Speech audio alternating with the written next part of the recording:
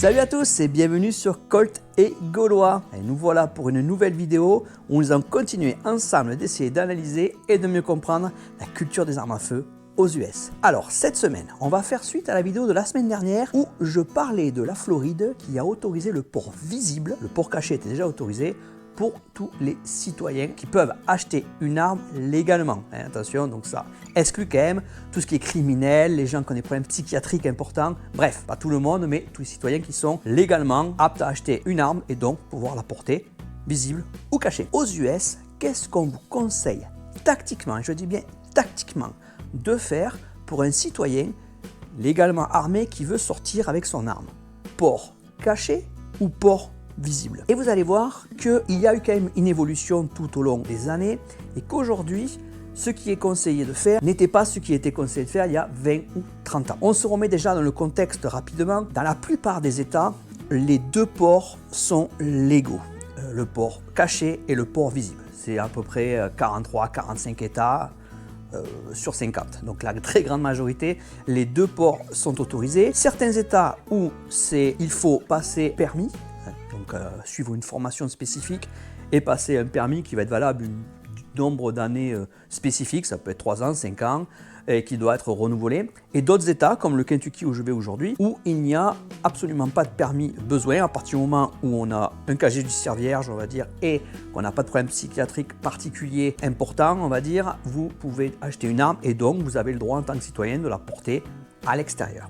Alors, tout cela dit, on pourrait croire que beaucoup de gens veulent s'armer, mais ce n'est pas du tout le cas. Je vous l'ai déjà expliqué dans la vidéo de la semaine dernière, par exemple. On estime aux États-Unis environ à 5% des gens qui ont légalement le droit de sortir avec leur arme qui le font. Et dans des États un peu plus où l'arme est plus dans la culture, comme le Kentucky, on estime à 10%, donc ce qui est une minorité.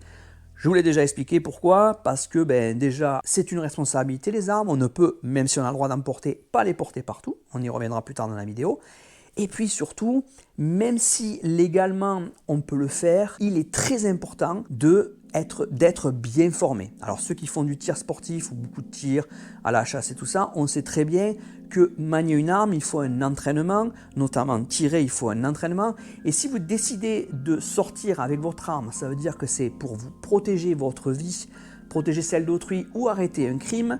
C'est bien entendu, ces cas-là n'arrivent que dans des cas extrêmes, très rares, mais en général, ce sont des moments de stress très importants et quelqu'un qui n'est pas à l'aise ou qui n'est pas entraîné correctement, il est plus un danger qu'autre chose. Et ça, ce qu'il faut bien comprendre aux US, si la plupart des gens qui sortent avec leur arme le savent très bien, parce que vous le savez, aux US, on responsabilise énormément. Ça veut dire qu'on part du principe qu'un citoyen qui n'a fait aucun crime ou délit, qui se comporte bien, qui est sain d'esprit, va se comporter d'une façon responsable. C'est pour ça qu'on lui permet d'avoir une arme à feu, même à l'extérieur, pas réservé qu'à la police ou gendarmerie, comme en France. Comme les voitures, on estime qu'un citoyen, il peut passer un permis, et bien sûr, conduire une voiture, on lui fait confiance. Il ne va pas faire n'importe quoi avec cette voiture. S'il le fait, il est sanctionné. C'est pareil aux US, attention, c'est pas parce que vous pouvez sortir, vous n'avez bien entendu pas le droit de faire n'importe quoi, pas le droit de menacer avec votre arme, pas le droit de la sortir et de faire n'importe quoi. Elle doit être en toute sécurité et tout ça, sinon il y aura des poursuites.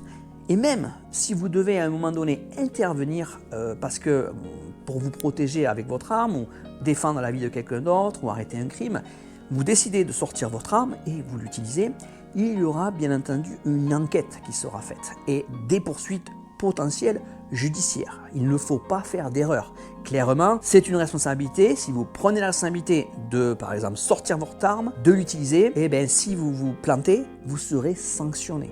Et ça, bien entendu, les propriétaires d'armes à feu le savent. Il ne faut pas croire que les gens sont des cow-boys. Ils savent très bien que les conséquences, notamment judiciaires, peuvent être très importantes. Mais pas que aussi.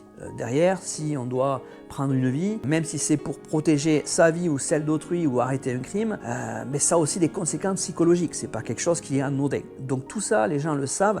Et la plupart des gens, et d'ailleurs c'est quelque chose qui est conseillé dans les gun shops, partout les formateurs, on conseille fortement de suivre des formations, d'être à l'aise avec son arme. C'est extrêmement important. Quand vous êtes à un moment de tension extrême, vous devez prendre une décision très rapide, vous avez l'effet tunnel et vous pouvez faire des erreurs. Si vous n'avez pas un entraînement spécifique, si vous vous entraînez, vous allez avoir l'instinct qui va remonter et là, vous pouvez en réaction prendre les bonnes décisions. Si vous n'êtes pas à l'aise à votre arme, très peu entraîné ou mal entraîné, vous pouvez faire des erreurs qui peuvent vous coûter très très cher. Donc, bien entendu aussi, c'est une des raisons que les gens qui décident de sortir avec leur arme, c'est des gens qui sont en général entraînés et qui suivent des formations régulières et qui sont aussi très à l'aise avec leur arme. C'est un exercice, il faut le répéter, le répéter, le répéter pour que quand on est à l'extérieur, on soit une personne qui protège et pas qui soit le problème. Revenons. Port caché, port visible. Alors, tactiquement, qu'est-ce qu'il est conseillé de faire? Pendant longtemps, on disait que le port visible était la meilleure des solutions. Pas pour faire le cow-boy, ouais, c'est moi, je suis armé, regardez-moi. Non, la plupart des gens, c'était une tactique, c'est que par exemple, vous êtes dans un magasin et vous êtes armé, votre arme est visible, un braqueur arrive et veut faire un braquage à main armée, il arrive, il voit, oh mince, il y a un client qui est armé à l'intérieur, il sait très bien, on est aux US, que la personne derrière le comptoir a peut-être lui aussi une arme, un fusil à pompe ou quelque chose d'autre pour se protéger aussi.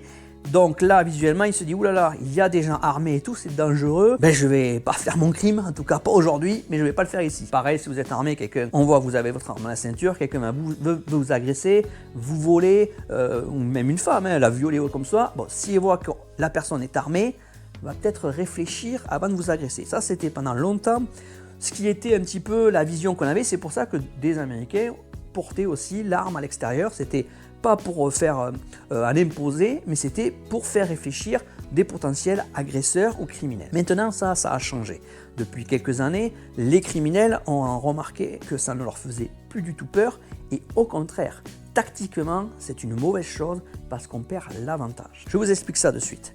Aujourd'hui, un criminel arrive, par exemple, dans un magasin, il sait que la menace est derrière le comptoir, il a probablement une arme, il veut faire un braquage, mais il voit aussi, tiens, il y a un client, là, il est armé. Tiens, lui, je sais que c'est une menace pour moi. Donc la personne, elle a l'initiative.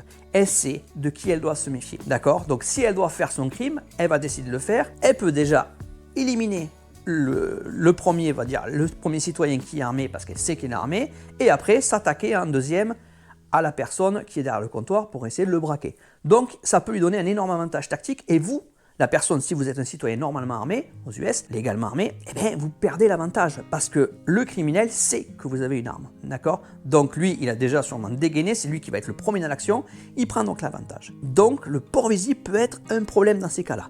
Ensuite aussi, ce qu'on revoit aussi beaucoup, quand vous avez le port visible, votre arme, elle est à vue, et si vous n'êtes pas, il faut toujours être concentré, mais à un moment donné, on peut papillonner, regarder autre chose, pas faire attention. Et il peut être facile pour des gens, pour des criminels par exemple, de vous prendre l'arme. Et là, c'est un petit peu problématique si vous faites piquer votre arme. Parce que oui, il existe des holsters sécurisés pour empêcher de la sortir rapidement. Faut-il en être équipé? Bon, si il vaut mieux en avoir un, mais des fois aussi, ça peut être facile. Quelqu'un habitué peut quand même, malgré que c'est sécurisé, enlever le clic, prendre l'arme assez rapidement. Ça peut être fait aussi très rapide. On sait très bien que certains sont plutôt doués pour ce genre de choses. Et là, vous faites piquer l'arme, c'est un problème aussi. Pourquoi donc, vous l'avez compris, on conseille le port caché, le port dissimulé? Tactiquement, ça vous donne un énorme avantage. Parce que très clairement, personne ne sait que vous êtes armé, si c'est vraiment bien dissimulé. Ça veut dire que le criminel, lui, s'il voit personne armée, il ne sait pas qui c'est qui doit se méfier. Voilà, parce qu'il ne sait pas. Il ne voit pas d'arme, ça ne veut pas dire que vous n'êtes pas armé. Attention, donc il perd, lui, l'avantage. C'est vous qui avez l'avantage tactique, parce que personne ne sait que vous avez votre arme. Donc si la personne sort son arme pour braquer et tout ça, vous pouvez intervenir aussi, et il ne va pas se méfier de vous. Donc ça vous donne un énorme avantage. Pareil, si vous êtes agressé, la personne maintenant ne va plus avoir peur, elle est peut-être armée aussi, elle va venir, elle ne va peut-être pas s'attendre à ce que vous soyez armé, vous pouvez le surprendre et reprendre l'avantage alors qu'au départ vous l'aviez perdu. Alors que si votre arme est visible et que la personne décide quand même de vous attaquer ou de vous agresser, elle aura un gros avantage parce qu'elle sait que vous êtes armé, elle prend quand même la décision de vous attaquer. Donc malheureusement vous êtes dans une mauvaise situation. Si la personne par contre décide de vous attaquer et pense que vous n'êtes pas armé, là vous pouvez le surprendre et changer la situation et reprendre l'avantage. Donc c'est très important de garder cet avantage tactique et c'est pour ça qu'aujourd'hui, avec les criminels qui changent et qui ont de moins en moins peur, c'est un avantage qui est extrêmement important si vous devez sortir votre arme. D'accord? Donc tactiquement, je dis bien tactiquement, voilà pourquoi aussi la plupart des gens qui sont déjà entraînés, sortir avec son arme, c'est une responsabilité importante, comme je vous l'ai dit, le feront en port caché. D'accord? Après, bien sûr, il y a aussi le fait qu'on ne veut pas choquer, se faire forcément remarquer, tout ça. Mais tactiquement, c'est ce que la plupart des formations et des formateurs va vous apprendre à faire. Garder une arme qu'on appelle concealed pour garder un avantage tactique. Pourquoi je dis ça aussi? Parce qu'on va parler aussi maintenant par exemple des mass shootings, vous le savez, alors c'est un drame immense aux États-Unis, vous savez que ça peut être un problème, hein, on le voit assez souvent dans les médias et dans les news. Bon, là aussi il faut remettre les choses et dans les contextes, déjà statistiquement, les morts par arme à feu sur des mass shootings comme ça, donc sont très très rares. On parle de, alors je ferai une vidéo sur ça et on en parle, mais on est sur du 0,0 et quelques pourcents. Donc c'est vraiment minime sur le nombre de personnes qui perdent la vie à cause des armes à feu chaque année, notamment sur les meurtres ou les homicides qui sont énormément reliés à des règlements de compte entre gangs. Il faut bien s'en rendre compte, la plupart des violences armées le sont dans des quartiers, des counties spécifiques et sont beaucoup reliés à des règlements de compte de gangs et à la drogue. Ça ne veut pas dire que le reste n'existe pas, bien entendu. Les mass shootings existent, on les voit à la télé, mais ça fait un énorme, bien sûr, battage médiatique parce que c'est extrêmement impressionnant et bien sûr, c'est comme les attaques terroristes qu'on a eues en France, ça peut faire très peur, c'est quelque chose qui inquiète, mais heureusement, ça n'arrive pas tous les jours, loin de là. Mais là aussi, c'est pour vous montrer la question de la tactique. Pourquoi? Parce que ces mass shootings vont beaucoup marquer l'opinion publique, bien entendu, parce que souvent, c'est des écoles, et que ce soit les pires dans des écoles primaires, mais des collèges, des lycées, voire des universités. Et c'est vrai que ça, il n'y a rien de pire que toucher aux enfants, et c'est horrible, et c'est ignoble. Mais pourquoi, par exemple, les shooters, beaucoup de shooters, font leurs crimes et leurs assassinats dans ce type d'environnement? Ça peut être aussi dans des zones festives où il y a beaucoup de monde en général. Il y a une raison très simple. Et souvent on vous dit, j'entends souvent ou je vois des fois dans les commentaires sur des vidéos, de toute façon les citoyens armés, ça sert à rien, on les voit jamais arrêter un shooting dans les mass shootings. Alors ça, c'est déjà pas forcément vrai parce que ça existe. Il y a des exemples, vous pouvez le voir sur mes vidéos du mercredi, je vous invite à aller les voir, où des citoyens armés interviennent et des fois interviennent lors de mass shooting et mettre fin à la menace. Le problème, ce qu'on parle beaucoup moins, c'est que ces points où se passent beaucoup les mass shootings, donc écoles, universités et souvent aussi dans des espèces de rassemblements, ce sont des endroits où les armes sont interdites. Je vous l'ai dit, tous les endroits, quand on est un citoyen armé légalement, on n'a pas le droit d'amener son arme partout. Mais ça veut dire quoi? Et là, on en revient toujours au port caché et le port visible. Ça redonne l'avantage aux shooters. Pourquoi les shooters choisissent ce genre d'environnement? Parce qu'ils savent qu'il n'y a aucun citoyen armé. C'est quelque chose qu'on parle très peu, mais malheureusement, c'est quelque chose qui fait débat aux US. C'est vrai qu'il y a des positions qui disent c'est à cause de ça, et c'est parce que tactiquement, si on se met dans l'esprit d'un criminel qui veut commettre un massacre, il va aller là où il est sûr déjà de toucher le plus de monde possible, et puis là où il ne va pas se faire neutraliser. Alors il y a toujours de la police, bien entendu, mais les policiers, on les voit, on sait où ils sont en tenue, on les reconnaît. Dans les écoles, il n'y a pas forcément des policiers dans chaque école. Il y en a, si c'est une grande école, ils vont avoir un policier qui surveille, mais c'est grand, en tout cas, c'est minoritaire. Donc ils savent très bien que là, ils sont en contrôle. Et c'est pour ça, souvent, que les mass shooters choisissent ce type de cible. C'est une cible où ils gardent le contrôle. Ils savent qu'il n'y a que la police qui va être armée et que tous les citoyens qui sont dedans sont désarmés et pourront être des cibles faciles. On voit beaucoup moins d'attaques sur d'autres endroits où là, il peut y avoir des citoyens armés potentiellement qui peuvent arrêter. Ils réfléchissent un minimum à leurs actes avant souvent de le perpétrer et ils savent très bien que là, ils peuvent faire leurs crimes, leurs horreurs sans être extrêmement embêtés. Voilà, il n'y a que la police à se soucier. Donc voilà pourquoi c'est très important de garder le contrôle, de garder l'avantage quand vous êtes face à ce type de situation.